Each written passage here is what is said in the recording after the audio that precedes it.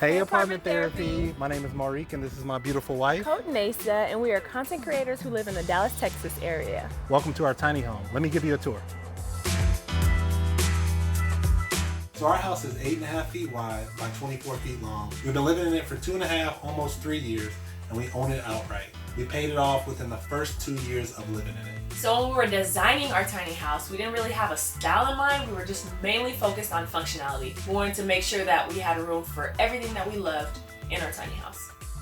My favorite element about our tiny house is gonna have to be the kitchen. I absolutely love to cook, so it was my #1 priority to make sure that I had lots of counter space as well as space for all of our pots and pans and pantry goods and all of our spices to go. So that was #1 on my priority list, and it is absolutely beautiful and it came out just the way I wanted it to.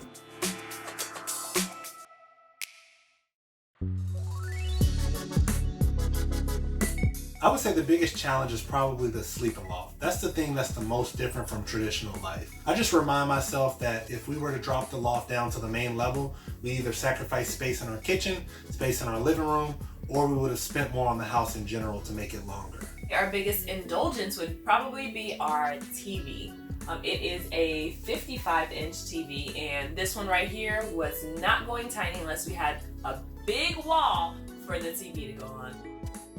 It was really our financial goals that inspired this lifestyle. We wanted to own something instead of rent, while also being able to travel with our home and having something that if we changed our mind in the future, we could pivot, change directions, and rent it out.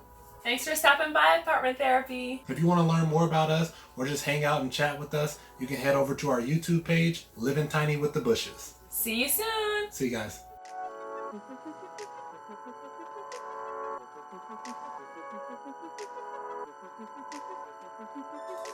Thank you.